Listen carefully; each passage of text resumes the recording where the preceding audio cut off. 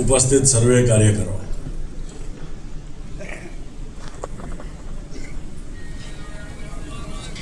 આપણે દર વર્ષે સામાન્ય રીતે નવા વર્ષમાં મળતા આવીએ છીએ, રામ રામ કરતા આવીએ છીએ. નવું વર્ષ સારું જાય, પ્રગતિકારક થાય, યશસ્વી રહે એવી શુભેચ્છાઓ પાઠવતા આવીએ છીએ.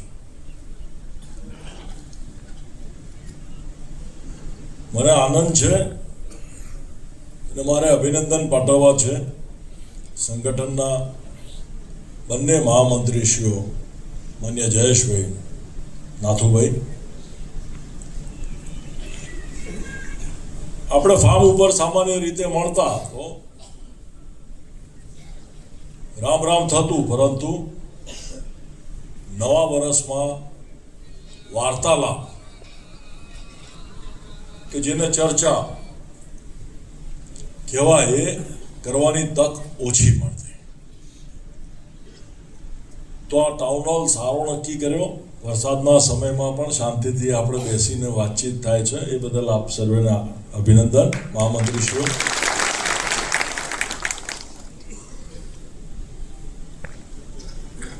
કેટલા બધા સમાજો હોય, બેનનો પણ સમાજ હશે, દશરથભાઈનો પણ સમાજ હશે, સુનિલભાઈનો પણ સમાજ હશે, બધાએ મળતા હશે ક્યાંક. પાટનગરમાં, ગાંધીનગરમાં વટથી ને ઠાઠથી જો મળવાનું કામ કરતું હોય તો આજના ચૌધરી સમાજ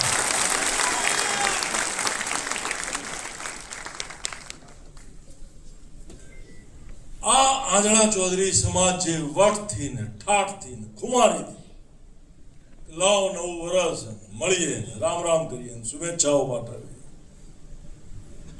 નવું વર્ષ સારું જાય એના પ્રયત્નો કરીએ. આપવા લેવામાં બાકી બધું આપી શકાતું છે, લઈ શકાતું છે, પરંતુ આ ખુમારી કોઈને ક્યારેય આપી શકતો નથી અને આપી શકશે નહીં. આ ખુમારી જે આપણા સમાજમાં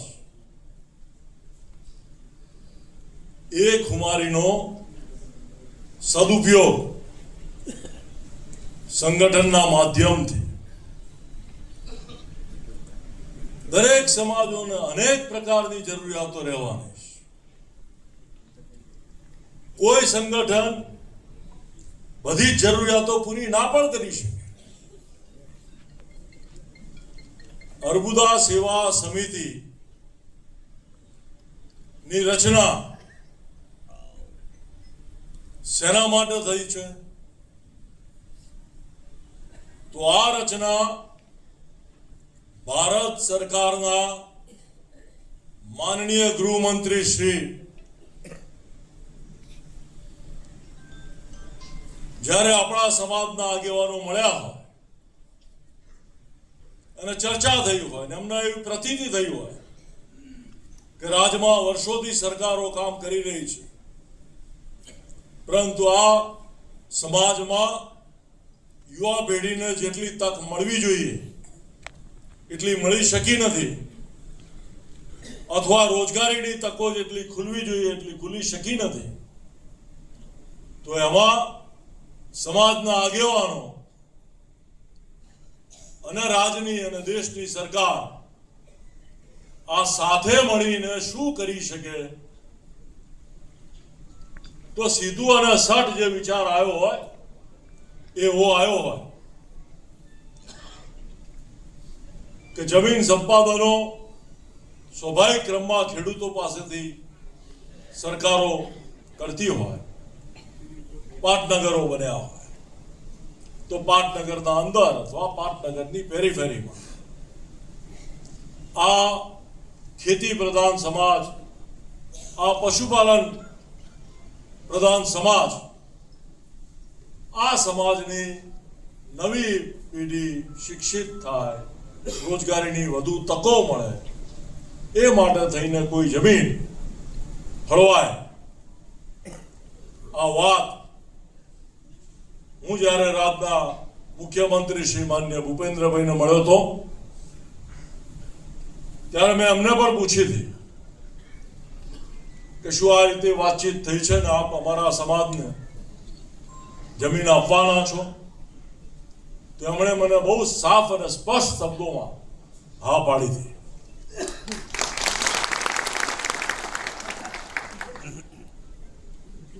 સંગઠનમાં કેમ હજુ સુધી આપણે 1.25 લાખ સભ્યોની નોંધણી નથી કરી શકતા? કેમ? ક્યારેક આપણને આ બાબતમાં વિચારણા કરવાની, સમીક્ષા કરવાની મનથી મન થાય. સભ્યો થવા તૈયાર નથી કે આપણે નોંધણી કરવા તૈયાર નથી. આળસ ખંખેરવી પડશે. અહીંયા હોલમાં આપણે જેટલા લોકો પણ બેઠા છીએ એમાંથી કોઈએ આજના ચૌધરી સમાજની કોઈ પણ સંસ્થા ની સ્થાપનામાં એ સંસ્થાના સભાસદોની નોંધણીમાં યોગદાન આપ્યું હોય તો આંગળી ઊંચી કરે. જોતાભાઈ 4 5 બેચરભાઈ સાહેબ, નાણભાઈ સામેથી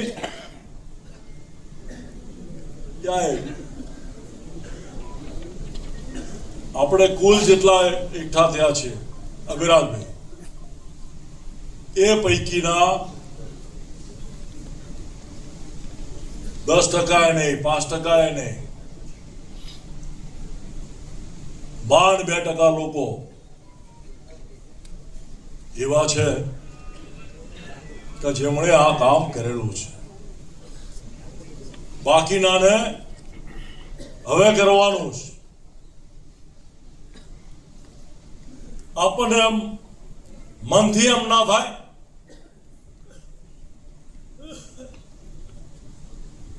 કે લાવો પારકી પંચાયત ઘણી કરી, થોડી ઘરની પંચાયત કરું, થોડી સમાજની પંચાયત કરું, એવું આમ મન થાય?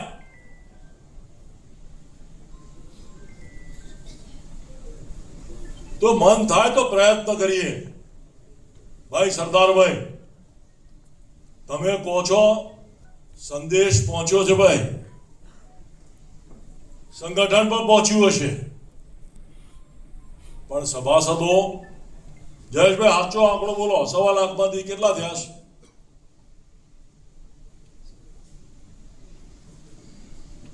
સાચો સભાસદોનો સંખ્યા બોલો. 21,000 કંઈક થયું છે, 23,000 ને કંઈક લાખ ખૂટે છે. નોંધી શકીશું? આ મુરગીના અંડા જેવું છે. તમે એમ માનતા હશો કે તમને સરકારો ઘેર જમીન આલવા આવશે. કોઈ દાડો આવી હતી? તો ભવિષ્યમાં શું કામ આવશે?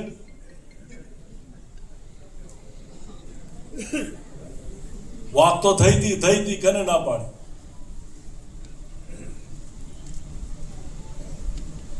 આપણું કામ, પેલી કહેવત હોય છે, ભગવાન પણ એને જ મદદ કરી શકે જે પોતાની જાતને કરી શકે. એ મા અર્બુદાની અસીમ કૃપા આપણા ઉપર તો છે જ, પરંતુ અસીમ કૃપાનો રૂપાંતરણ જો કરવું હશે તો આપણે આપણું સંગઠનમાં ધ્યાન આપવું પડશે. સંગઠન. તમે 23,000ની સંખ્યા કીધી, 1253 ગામ પૈકીમાંથી કેટલા ગામમાંથી આ સંખ્યા હશે? 488 કે 89 ગામ થાય છે ટોટલ. હજુ અડધા ગામ બાકી છે. બીજા ભાગમાં ત્રીજો ભાગ જ થયો, 2 ભાગ બાકી.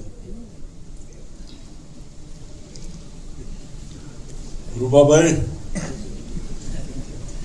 પેલી જમવા બેસતા ને એટલે કહેવત હતી કે ભાઈ હળદમાં ભીમ ને હળદમાં ગામ.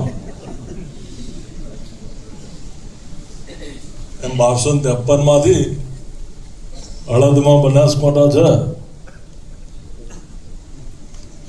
જ્યારે બનાસકાંઠા ધારશે ત્યારે આ લક્ષ્યાંક પૂરો થશે એવું મારું માનવું છે.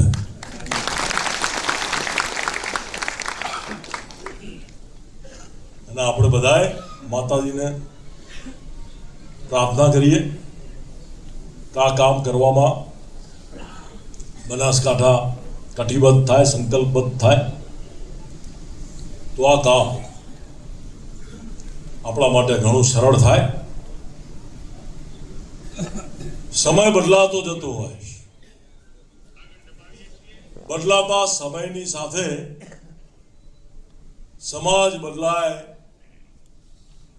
સમાજનું કલેવર બદલાય. હમણાં અમેરિકામાં આદર્શના આગેવાનો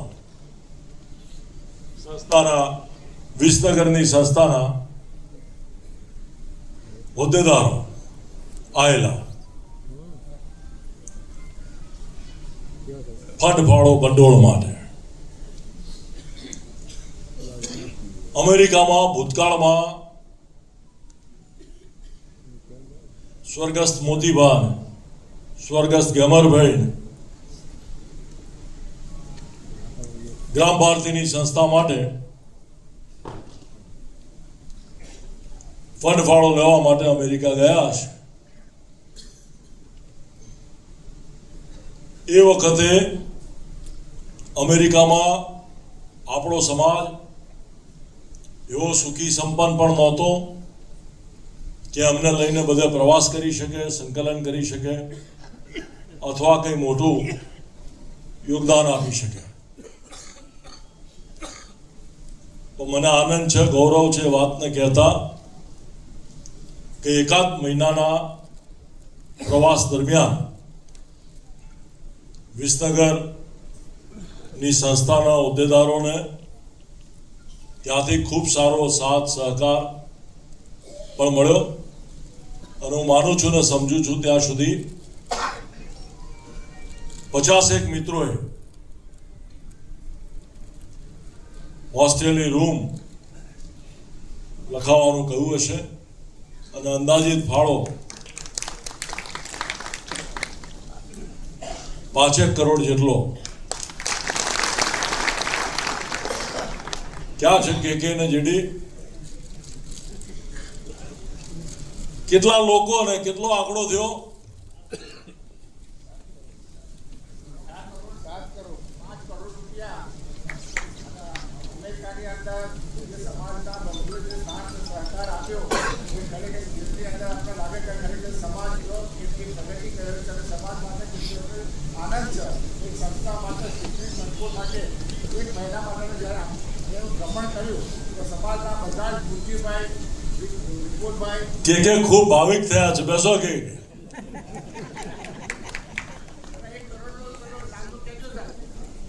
આ મૂળ વાત સમજવાનો પ્રયત્ન કરીએ. સમાજ પ્રત્યેની જે ભાવના છે, આ જે પ્રમુખ છે વિસનગર આદર્શના એવા છે કે જે વિદ્યાર્થી તરીકે પણ એ સંસ્થામાં હતા, શિક્ષક તરીકે પણ એ સંસ્થામાં રહ્યા અને આજે સંસ્થાના અધ્યક્ષ થયા. પણ શું જે ફંડ ફાળો લખાવતું હશે અમેરિકામાંથી, એની એવી કોઈ કલ્પના હશે કે આ સંસ્થાનો મારા છોકરા ભણશે એવી?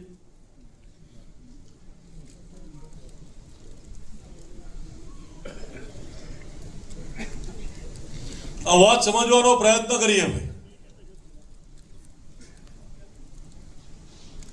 તો એનું છોકરું આ સંસ્થામાં ભણવાનું નથી.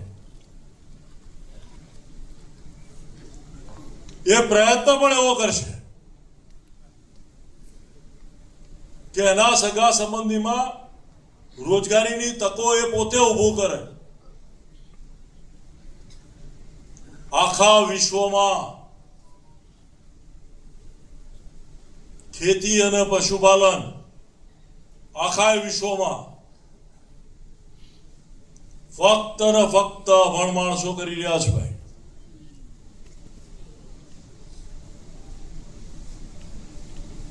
બાકી બધા જ શહેરીકરણ થઈ રહ્યું છે.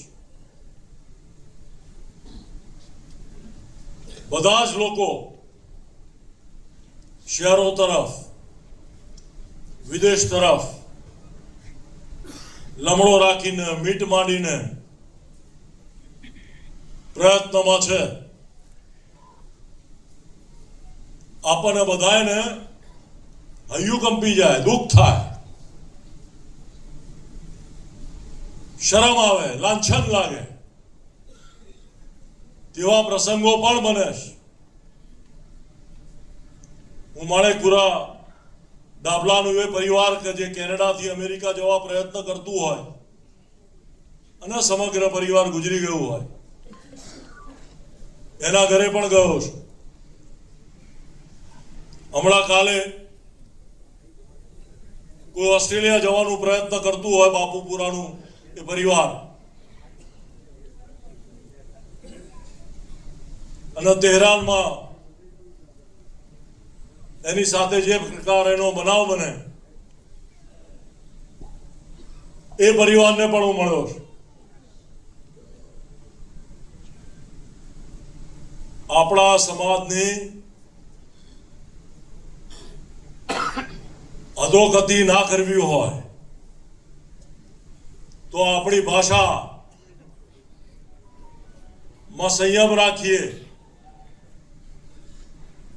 નથી સાંભળવું આપણા આગેવાનોને એવું કહેતા કે ઘર છોડો, ખેતર વેચો, ઘર વેચો, ગામ છોડો, દેશ છોડો.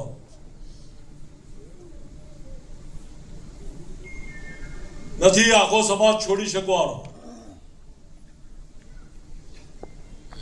મોંઘવારી વધતી જવાની, પશુપાલન અઘરું થતું જવાનું. મેં બાપુપુરાને પૂછ્યું, આપણા જિલ્લાના પ્રમુખ છે અર્બુદા સેવા સમિતિને, મેં પ્રશ્ન એટલો જ પૂછ્યો તો દૂધ કેટલું છે?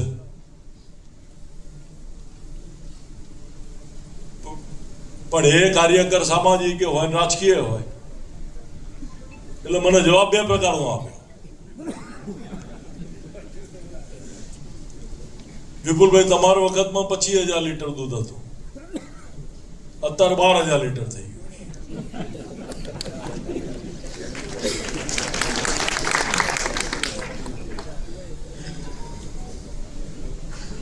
વિપુલભાઈ નહીં એટલે રિહાઈનું ઓછું કર્યું છે.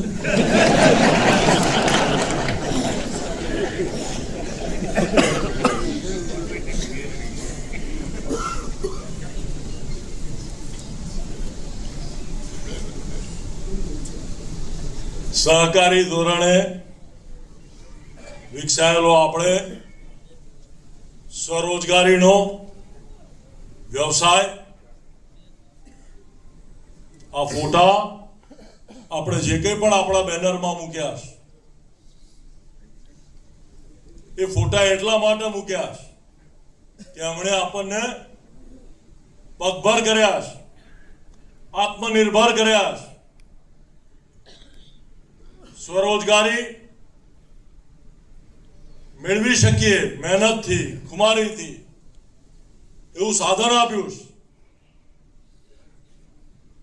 Work is worship. સ્વામી વિવેકાનંદજીએ પેદા આપણા દેશમાં થયા, સૂત્ર આપણા લોકોને આપ્યું,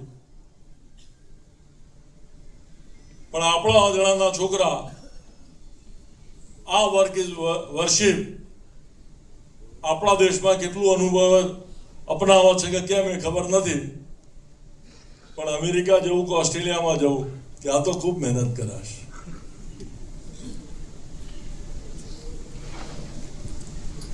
કામનો છો છે ને નાનામાં કાઢવી પડે. નવી વહુ ઘરમાં આવે તો છાણ વિશુદ્ધ કરવામાં સંકોચ નહીં ચાલે. જવાનીઓ જીન્સનું પાટલું પહેરતો થાય, ખેતરમાં જતા જોર આવે નહીં ચાલે. આપણે બધાએ પહેરવેશથી રહીએ ના રહીએ, પણ મનથી, કર્મથી, વચનથી, પરિશ્રમથી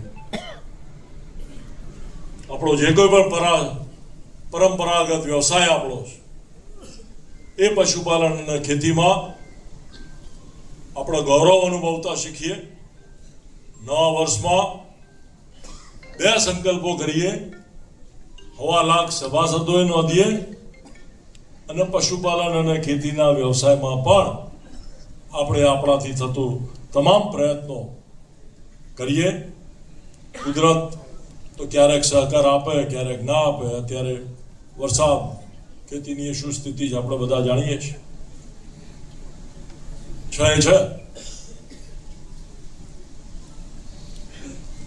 આપણે આપણો ધંધો એ સમજવો પડશે. ધંધામાં ધ્યાને આપવું પડશે અને થાય એટલા આપણે બધાએ સહિયારા પ્રયત્નો કરીએ અને પ્રાર્થના કરીએ કે માં અર્બુદા આપણને આપણા આ સહિયારા પ્રયત્નમાં ખૂબ સાથ આપે, સહકાર આપે અને આશીર્વાદ આપે. એટલું જ કહી વિરમીશ. નવા વર્ષમાં સૌને ખૂબ જ મારા રામ રામ.